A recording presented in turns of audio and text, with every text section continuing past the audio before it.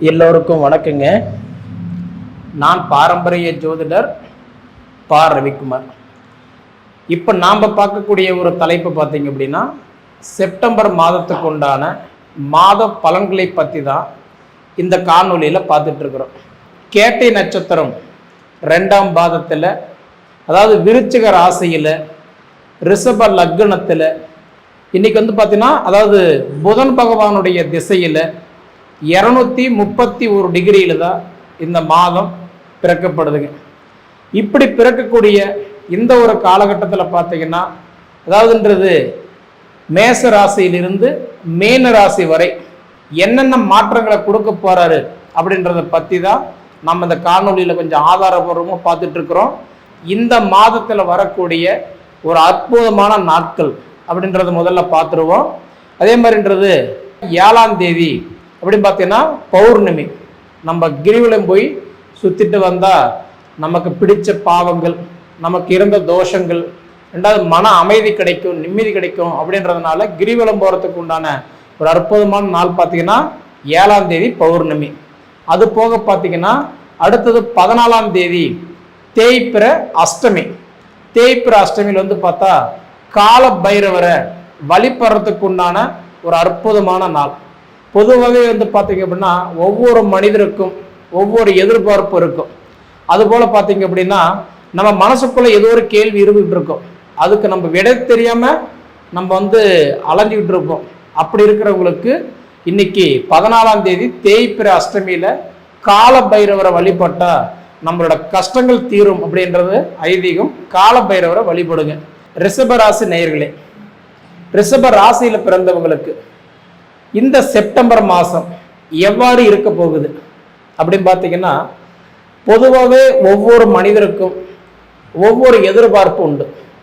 இந்த பிரபஞ்சத்தில் எதிர்பார்ப்பு இல்லாத மனுஷன் யாராவது உண்டா? கிடையாது. ஏதாவது ஒரு சூழ்நிலையில், ஏதாவது ஒரு சுச்சுவேஷனில் நம்ம ஏதோ ஒரு விஷயத்தை எதிர்பார்த்துக்கிட்டு தான் இருக்கிறோம். அப்படி எதிர்பார்க்கக்கூடிய ரிஷபராசிக்காரங்களுக்கு இந்த மாதம் சாதகமாக இருக்க போகுதா இல்லை பாதகமாக இருக்க போகுதா அப்படின்னு பார்த்தீங்கன்னா, பொதுவாக இந்த மாதம் உங்கள் ராசிக்கு அதிபதி சுக்கிர பகவான். இப்போ பொதுவாக இன்னைக்கு ரிஷப ராசி, துலா ராசி, இந்த 2 ராசிக்குமே அதிபதி யாருன்னு பார்த்தா சுக்கிர பகவான் தான். அந்த சுக்கிர பகவான் இப்போ உங்களுக்கு எங்கே இருக்கிறாருன்னா தைரியஸ்தானத்தில் இருக்கிறாரு. இதுவே இந்த மாதம் உங்களுக்கு ஒரு மிகப்பெரிய ஒரு பலம் தான். நிறைய ரிஷப ராசிக்காரங்களுக்கு நிறைய கேள்வி உண்டு. சொல்றவங்க நல்லா தான் இருக்குன்னு சாமி சொல்றீங்க, ஆனால் எனக்கு பார்த்தா ஒன்றும் நல்லா நடக்கலைங்க, இன்னுமே நான் சிரமத்தில் தான் இருக்கிறேன், கடன் பிரச்சனை கழுத்து பிடிக்கிற மாதிரி இருக்கு, குடும்பத்தில் ஒரே ஆராட்டம் போராட்டம், தொழில் நல்லபடியாக அமையாமல், படித்த படிப்புக்கு உண்டான வேலை இல்லாமல், உழைப்புக்கு தகுந்த உயர்வு இல்லாமல், வயசுக்கு தகுந்த வளர்ச்சி இல்லாமல், வாழ்க்கையில் ஒன்றுமே நான் போராடிட்டு இருக்கிறேன்னு சொல்லக்கூடிய ரிஷபராசிக்காரங்க ஒன்று இருக்க தான் செய்கிறீங்க. ஆனால் 100% ஒரு விஷயம் என்ன அப்படின்னா, காத்துள்ள போது தூத்திக்கணும், மழை வராத முன்னே வீடு கட்டிக்கணும். இது ஒரு அட்வான்ஸாக நம்ம யோசிக்கக்கூடிய ஒரு முன்னேற்றம். நம்ம முன்னேற்ற பாதைக்கு போகணும்னா அதை அட்வான்ஸாக நம்ம திங்க் பண்ணணும்.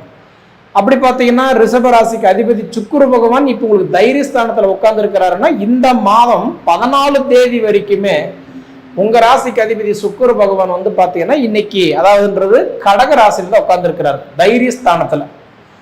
அப்போ 15ஆம் தேதிக்கு மேலே பார்த்தீங்கன்னா 31ஆம் தேதி வரைக்கும் பார்த்தீங்க அப்படின்னா உங்களுக்கு 3ஆம் பாவகத்திலிருந்து 4வது பாவகத்துக்கு போயிடுவார். 4ஆம் இடம் சொல்றது மாதுர ஸ்தானம், அதாவது சுகஸ்தானம்னு சொல்லுவாங்க. அது அம்மாவுடைய வீடு. இப்போ அம்மாவுக்கு சம்மந்தப்பட்ட விஷயங்கள் ஏதாவது நீங்கள் எதிர்பார்த்துக்கிட்டு இருக்கீங்கன்னா நிச்சயமாக உங்களுக்கு பார்த்துட்டீங்கன்னா 15 தேதிக்கு மேலே உங்களுக்கு ஒரு வாய்ப்பு கிடைக்கும். எனக்கு அம்மா வேலை கிடைக்குமா, அம்மா வகையில் காசு பணம் கிடைக்குமா, அம்மா ரீதியாக நட்பு கிடைக்குமா, அம்மா பிரிஞ்சிருக்கிறாங்க எனக்கு அவங்க சேருவாங்களா, எங்களுக்குள்ளார ஒரு மன போராட்டம் இருக்கு, இதெல்லாம் கண்டிப்பாக நிறைவேறுமான்னு சொல்றவங்களுக்கு 15 தேதிக்கு மேலே நல்லா இருக்கு.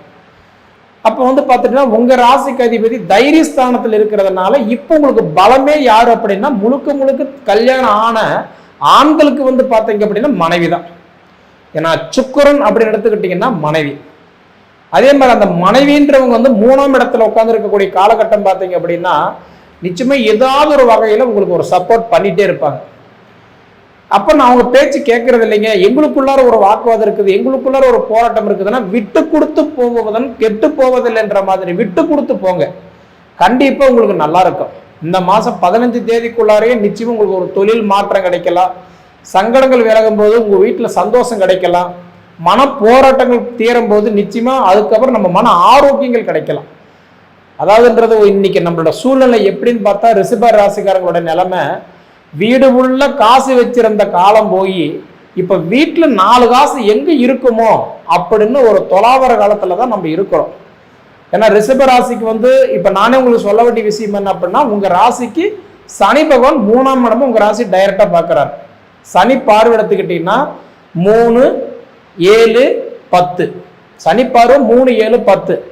அப்படி பார்த்தா 2025 மார்ச் 29ஆம் தேதி கும்பராசியிலிருந்து மீன ராசிக்கு வந்த சனி பகவான் உங்க ராசி தான் பார்க்கிறார்.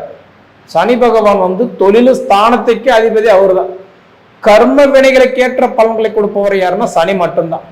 நம்ம செய்யற கர்ம பாவங்களுக்கு தாபங்களுக்கு எல்லாமே பலன் கொடுப்பவர் சனி பகவான் தான். அவரே உங்க ராசி டைரக்டா பார்க்கறதுனால நிச்சயமா உங்களுக்கு நல்லா இருக்கும். ஆனா ஜூலை 13ஆம் தேதியில் இருந்து நவம்பர் 28ஆம் தேதி வரைக்கும் சனி பகவான் வக்கரத்துல போயிருக்கிறதுனால நம்ம விரலுக்கு தகுந்த வீக்கத்தை வச்சுக்கிறது நல்லது. கண்டிப்பா ஏதோ ஒரு மாசம் நம்ம ஜமாளிச்சிட்டோம், ஏதோ இந்த ஒரு மாசம் நமக்கு ஏதோ ஒரு 4 காசு கிடைச்சிருச்சுன்னு சொல்லி கமிட்மெண்ட் நம்ம அதிகமா வச்சுட்டோம் அப்படின்னா நிச்சயமா நம்ம என்ன பண்ணிடுவார் அப்படின்னா கண்டிப்பா முடக்கி உட்கார வச்சிருவார். நம்ம ஒரு 1 லட்சம் ரூபாய் சம்பாதிக்கிறோம்னா ஒரு 50,000க்கு பிளான் போட்டா நம்ம வாழ்க்கை கண்டிப்பா நல்லா இருக்கும். 50,000 சம்பாதிச்சுட்டு 1 லட்சம் ரூபாய்க்கு பிளான் போட்டோம் அப்படின்னா கண்டிப்பா இருக்கிறதும் போயிடுன்னு சொல்லுவாங்க. அதனால நான் என்ன கேட்கிறேன்னா, நவம்பர் மாசம் அதாவது 28ஆம் தேதி வரைக்கும் முடிஞ்ச வரைக்கும் கமிட்மெண்ட் கம்மியா வச்சுக்கோங்க. ஏன்னா உங்களுக்கு சப்போர்ட் பண்ணிட்டு இருந்த சனி பகவான் இப்போ வக்கரத்துக்கு போயிட்டாரு. அந்த ஒரு விஷயத்துல நீங்க கண்டிப்பா யோசனை பண்ணுங்க, சரிங்களா? நவம்பர் 28 வரைக்கும் ஒருத்தருக்கு ஜாமீன் எழுத்து போடுறதோ 10 ரூபா வாங்கி கொடுக்கறதோ நான் இருக்கிறேன்னு சப்போர்ட் பண்றதோ அவங்களுக்கு பிரச்சனை போய் நீங்க முன்ன நின்னீங்கன்னா அவங்க தப்பிச்சுக்குவாங்க, நீங்க மாட்டிக்குவீங்க. அதனால ரிஷப ராசிக்காரங்களுக்கு சனி பார்த்துக்கிட்டு இருந்தவர் இப்போ உங்க ராசிக்கு வக்கரத்துல போனதுனால இன்னைக்கு ஆப்போசிட்டா பலன்கள் வேலை செய்வாரு. கொஞ்சம் கவனமா இருங்க. குறிப்பா வண்டி வாகனம் ஏவ தேவை போகுவழி வறுவழியில கொஞ்சம் கவனமா இருக்கிறது கண்டிப்பா ரிஷப ராசிக்காரங்களுக்கு நல்லது. ஒன்னாச்சுங்களா? அப்போ உங்களுடைய ராசிக்கு அதிபதி சுக்கிர பகவான் தைரியஸ்தானத்திலிருந்து சுகஸ்தானத்துக்கு போகக்கூடிய காலம் பார்த்தீங்கன்னா 15 தேதிக்கு மேல கண்டிப்பா உங்களுடைய ஜாதகம் மட்டும் கொஞ்சம் நல்லா இருந்துருச்சு அப்படின்னா கண்டிப்பா ஒரு சில மாற்றங்களை நீங்க கண்ணார நீங்க நேரிலேயே பார்க்கலாம், சரிங்களா? அப்ப இது போக உங்களுக்கு புத்திரஸ்தானத்துக்கு அதிபதி புதன் பகவான் பாத்தீங்கன்னா இப்ப சுகஸ்தானத்துல இருக்கிறார். அப்ப புத்திரஸ்தானத்துக்கு அதிபதி சுகஸ்தானத்துல இருந்து உங்களுக்கு பார்த்தா 15ஆம் தேதி அன்னைக்கு பார்த்தீங்க அப்படின்னா அந்த புதன் பகவான் தன் சொந்த வீட்டுக்கே போறார். அப்ப குழந்தை பாக்கி மட்டும் நீங்க எதிர்பார்த்துக்கிட்டு இருக்கக்கூடிய ரிஷபராசிக்காரங்களா இருந்தீங்கன்னா உங்களுக்கு புத்திரஸ்தானத்துக்கு அதிபதி 15ஆம் தேதி அவர் தன் சொந்த வீட்டுக்கே போறார். பொதுவாகவே பார்த்தீங்கன்னா 9 நவகிரகத்துல அதாவது ஆட்சியா ஒரு கிரகம் இருந்து அவர் இன்னைக்கு உச்சமா இருக்கக்கூடிய ஒரே ஒரு கிரகம் யாருன்னா புதன் மட்டும்தான். ஆட்சி உச்சமா இருக்கக்கூடிய கிரகம் புதன் மட்டும்தான், வேற எந்த கிரகமும் கிடையாது. அப்படியாப்பட்டவர் தான் உங்களுக்கு புத்திரஸ்தானத்துக்கு அதிபதியா இருக்கிறார். அப்ப அவர் பார்த்துட்டீங்க அப்படின்னா 15ஆம் தேதி தன் சொந்த வீட்டுக்கு போய் உட்காரக்கூடிய காலகட்டத்துல நிச்சயமா உங்களுடைய எதிர்பார்ப்பு நல்லா இருந்து உங்க ஜாதகம் 5ஆம் இடம் நல்லா இருந்துருச்சு அப்படின்னா உங்களுக்கு புத்திர பாக்கியத்தை நிச்சயமா கொடுத்துருவார். நீங்க பயப்பட வேண்டியதே இல்லை, சரிங்களா? இது போக பார்த்தீங்க அப்படின்னா உங்களுக்கு 4வது பாவகத்துக்கு அதிபதி 4வது வீட்டிலே இருக்கிறார் சூரிய பகவான். அப்ப 4ஆம் இடத்துக்கு அதிபதி சூரிய பகவான் 4ஆம் இடத்துல இருக்கிறதுனால உங்களுக்கு 16 தேதி வரைக்கும் பார்த்தீங்க அப்படின்னா இந்த அயல்நாட்டு பிரயாணம், வெளிநாடு நான் முயற்சி பண்றேங்க, 2வது வெளி மாநிலம் நான் முயற்சி பண்றேன் கிடைக்குமா? அப்போ ஒரு மாத கிரகம் யாருன்னா சூரியன் தான்.